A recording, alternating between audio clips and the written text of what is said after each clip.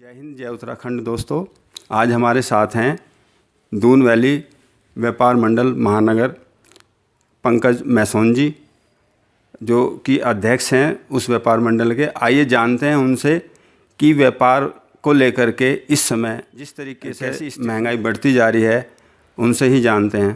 नमस्कार। नमस्कार। सबसे पहले तो मैं आपको धन्यवाद देना चाहूँगा कि आप हमारे चैनल पर आए और बहुत कीमती समय आपने हमें दिया। आप ये जो आज का आप क्या कहना है? देखिए, आप पिछले 2 साल से देख रहे हैं कि कोरोना के कारण व्यापारिक वर्ग बहुत ज़्यादा अपने आप को असहाय और निस्सहाय महसूस कर रहा है, क्योंकि पिछले 2 साल से लगभग समझ लो आप 5-6 महीने तो लॉकडाउन में ही चले गए और लोगों के प्रतिष्ठान बंद रहे। उसके बाद भी जो थोड़ा बहुत काम चल रहा है या नहीं चला, उसमें भी बहुत ज़्यादा असर पड़ा दिखा नहीं पड़ते हुए बाजार व्यापार पे। ऊपर से जो महंगाई है वो चरम सीमा पे इस समय है ही, और उस महंगाई के कारण ग्राहक भी सोच रहा है कि मैं बाज़ार जा रहा हूँ तो मैं कम से कम खर्च में अपने आप को सामान जो ख़रीदना मुझे, मैं कम से कम पैसे में ख़रीदूँ। लेकिन बजट सबसे बड़ा मैटर करता है, कोई भी आपने सामान ख़रीदना है तो जब वो बजट नहीं बैठता तो फिर वो ग्राहक गया दुकान पर जा करके वो वैसे ही वापस लौट आता। तो ऐसी भी स्थिति है मार्केट के अंदर, क्योंकि अब उसकी जो मान लो उसका बजट 5,000 रुपये का है और वो जो आइटम है वो 6,500-7 हज़ार की इस समय हो रही है, तो वो ऑटोमेटिकली उसका बजट बदल गया और बजट बदलने के कारण वो उस चीज़ को ख़रीदने में असमर्थ हो गया। उससे क्या हुआ कि व्यापार पर भी असर पड़ने शुरू हो गया। अब आने वाले समय में जिस प्रकार से ये थोड़ी सी दिवाली, अभी बीते दिनों में जो दिवाली गई है, उसमें आप थोड़ा बहुत काम उठा था मार्केट के अंदर, थोड़ा बहुत चहल पहल भी रही, थोड़ा वो काम भी रहा, तो उससे थोड़ा सा व्यापारियों के चेहरे पे मुस्कुराहट भी आई। लेकिन खाली 1-2 महीने काम चल के और फिर वैसा ही हो जाए तो उसका कोई बहुत ज़्यादा असर नहीं पड़ता व्यापार पर, उससे उल्टा नुकसान होता है व्यापारी को। जैसे अभी केंद्र सरकार ने पेट्रोल पर, डीजल पर दाम कम किए हैं, तो इस पर व्यापार पर कितना असर पड़ा है?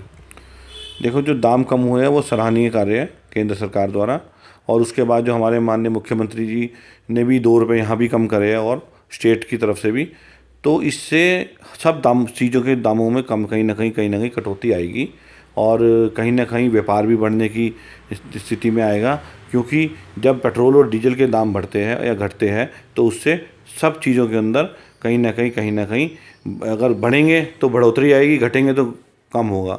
तो आप जैसे घटे हैं दाम तो कहीं ना कहीं घटत भी आएगी, और बाज़ार में जो सामान आपको लोग ख़रीदारी करेंगे तो उसमें कहीं ना कहीं राहत भी मिलेगी जी।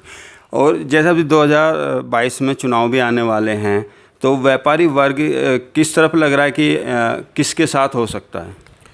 देखिए, ये जनता का मैटर है और व्यापारी वर्ग का अपना वो है।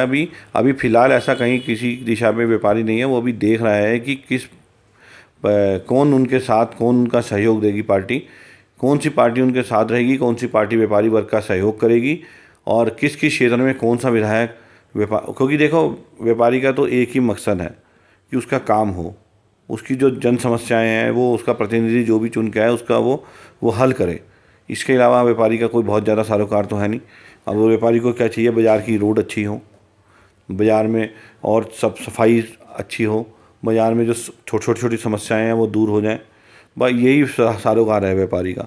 और आम जनता का भी यही है कि उसके यहाँ की जो पानी की लाइन आ रही है वो सुचारू रूप से चलती रहे, बिजली उसके यहाँ सुचारू रूप से चलती रहे, नाली, ये छोटे काम हैं जो हमारा प्रतिनिधि होता है उसे करने होते हैं। अब हम पिछले कई समय से देख रहे कि जो हमारे जनप्रतिनिधि है वो इस सरोकार से भी दूर भाग रहे हैं। तो ये जो उन्होंने हमारे लिए करना है, तो हमारा सीधा इस समय सीधा हमारा एक ही ध्येय है कि जो व्यापारी की बात करेगा वही व्यापारी पे राज करेगा। सीधी सी बात है, जो हमारे लिए काम करेगा, जो हमारी प्रॉब्लम्स को समझेगा, व्यापारी वर्ग भी ने भी अब ठान लिया है कि आने वाले समय में हम भी उसी को ही वोट डालेंगे, अन्यथा फिर देखी जाएगी क्या होगा। जैसे कि स्मार्ट सिटी के नाम पर एक जो आपके पलटन बाज़ार के अंदर इन्होंने काम किया था, वो काम कितना % पूरा हुआ है और कितना रह रहा है और उससे कितनी परेशानियां हो रही हैं? देखिए, जो स्मार्ट सिटी का कार्य बाज़ार में हो रहा है वो बहुत ज़्यादा, मैं समझता हूँ कि बहुत ज़्यादा उससे व्यापारी खुश नहीं है। वजह इसलिए क्योंकि वो जो कार्य हुआ है वो कोई बहुत बेहतर ढंग से नहीं हुआ। जिस स्थिति से स्मार्ट सिटी का कार्य होना चाहिए था, उस स्थिति के अगर आप परसेंटेज दी जाए तो 20% भी उसमें हम व्यापारी वर्ग ये नहीं समझता कि वे 20% भी कार्य उसके हिसाब से हुआ भी। आप देखिए जो पलटन बाज़ार में रोड डली है, उस रोड पे जगह जगह गड्ढे दोबारा बनने शुरू हो गए हैं, कहीं टाइल बैठ रही है, कहीं समस्याएं हैं, कहीं गटर ऊंचा नीचा है, कहीं और पानी जब बरसात आ जाती है तो पानी दुकानों में घुस जा रहा है। तो इस तरह की बहुत सारी समस्याएं भी फ़िलहाल व्यापारी वर्ग को आ रही है। और अभी इन्होंने पिछले साल दीपावली से पहले हम लोगों के छज्जे तोड़े थे, अब उसको बनाने की भी पिछले 1 साल से ये बात कर रहे हैं कि हमारे छज्जे बना के देंगे। अभी उसका भी कोई मैटर धरातल पे मुझे लगता नहीं दिख रहा। कई बार हमारी मीटिंग हो चुकी है, हालांकि स्मार्ट सिटी की पे भी हो चुकी है, डीएम जो हम इसके सीईओ है उनसे भी हो चुकी है, विधायक जी से भी हो सकती है, मेयर साहब से भी हो चुकी है, लेकिन मुझे इसका कोई निष्कर्ष निकलते दिख नहीं रहा है। क्योंकि बार बार एक ही आश्वासन मिल रहा है कि बनेंगे बनेंगे, लेकिन वो कब बनेंगे? अब तो इलेक्शन बिल्कुल सिर के ऊपर है, अगर अब नहीं तो कब? तो इस समस्या, ये जो छोटी छोटी हमारी समस्याएं हैं, और जो स्मार्ट सिटी का कार्य आप देखो भी, नालियां हमारी अधर में लटकी पड़ी हैं, ना नालियां बन रही है, रोड पे धूल ही धूल हो रही है। बाज़ार में आप बाज़ार जाओगे तो ऐसा लगेगा जैसे गाँव की सड़क में आ गए। मतलब पलटन बाज़ार, धामावाला, दर्शनी गेट, ये जो एक मार्केट है, ये पूरा मार्केट पूरे देहरादून का दिल है जिसे आप कह दो। और अगर वहीं की सड़क सही नहीं होगी, वहीं के लोग खुश नहीं होंगे, तो बाकी देहरादून क्या खुश होगा? क्योंकि देखो हर आदमी, चाहे वो यहाँ से 5 किलोमीटर दूर रहता हो या 10 किलोमीटर दूर रहता है, कहीं ना कहीं उसे जब कोई सामान खरीदना होता है तो वो पलटन बाज़ार का ही रुख करता है कि मैं वहाँ जाऊँगा, मुझे बाज़ार में सामान मिल जाएगा। लेकिन जब वो बाज़ार में आकर के ये चीज़ देखता है कि सड़कें की हालत क्या है, या छज्जों में नाम नहीं है दुकानदार, अब जो मान लो मुझे किसी की दुकान जाना है, उसके छज्जे पे तो उसका नाम ही नहीं है, मैं कहाँ ढूंढूंगा उसकी दुकान को? तो व्यापारी भी उस चीज़ से परेशान है और ग्राहक भी उस चीज़ से परेशान है। तो ये सब चीज़ समस्याओं से इस समय व्यापारी वर्ग जूझ रहा है।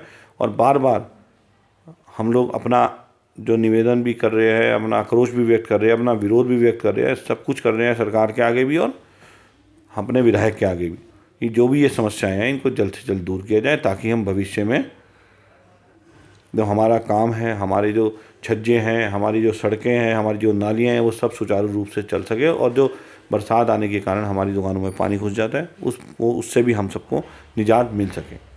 जैसे आने वाले टाइम में एक आशंका लगाई जा रही है कि एक तीसरी लहर का जो एक वो था कि भाई तीसरी लहर दोबारा आ सकती है, तो इस पर व्यापार मंडल की क्या रणनीति है?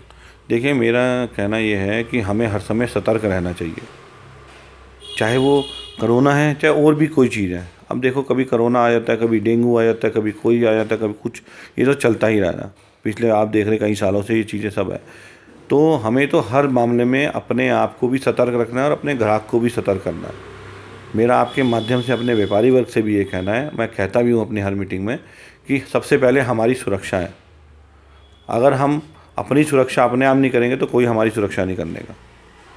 तो इस सुरक्षा के मध्य को नज़र रखते हुए मास्क, सैनिटाइज़र, भली चाहे कोरोना का खतरा भी टला हुआ है, लेकिन तीसरी लहर की बात भी हो रही है, तो उस सब चीज़ों को मद्देनज़र रखते हुए अपनी दुकान पर मास्क लगा कर रखें, सैनिटाइज़र का इस्तेमाल करें, सोशल डिस्टेंसिंग जो थोड़ी बहुत रहती है उसको रखें अभी भी, ताकि जो अगर बाई चांस कोई संक्रमित व्यक्ति टकर ही जाता है तो कम से कम आप खुद दूसरा आदमी संक्रमित होने से बच सके। और बाकी की जो भी इसमें अपने आप को बचाने की प्रक्रिया दुकानदार कर सकता है वो सब करें। जैसे फ्रंट में शीशा लगा सकता है अपने काउंटर के ऊपर, ताकि ग्राहक और उसके बीच में जो शीशे का डिफरेंस है उससे भी संक्रमण नहीं फैलता। आपका कहने का मतलब ये है कि अगर हम व्यापारी खुद ही अपने आप में जागरूक करेंगे तो बार बार लॉकडाउन की भी नौबत नहीं आएगी। हाँ। क्योंकि लॉकडाउन जो लगता है बाज़ार में भीड़ देखकर ही लगता है। बिल्कुल बिल्कुल, ये सब आपकी बातें ठीक है, लेकिन व्यापारी पिछले जो समय से काफ़ी सतर्क हैं।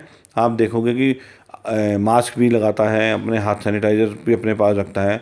लेकिन अब ये देख रहे हैं कि जैसे पिछले साल कोरोना का जो एक प्रकोप आया था, उसके बाद से जैसे जैसे सब चीज़ें ठीक होने लगी, तो मैं देख रहा जैसे अब सरकार ने भी पिक्चर हॉल भी 100% उससे खोल दिए, मॉल भी 100% उससे खोल दिए, और क्या नाम है इसका, शादियाँ ब्याह में भी आप देखो 100% गैदरिंग हो रही है। तो मतलब अब ये भी लगता है कि जैसे तीसरी लहर जो बात कर रहे हैं वो है भी, क्योंकि देखो अगर ऐसा कोई चीज़ होती तीसरी लहर वाली, तो ये सब चीज़ें जिस तरीके से पिछले 2 साल में अभी तक नहीं खुली थी तो अभी भी ना खुलती।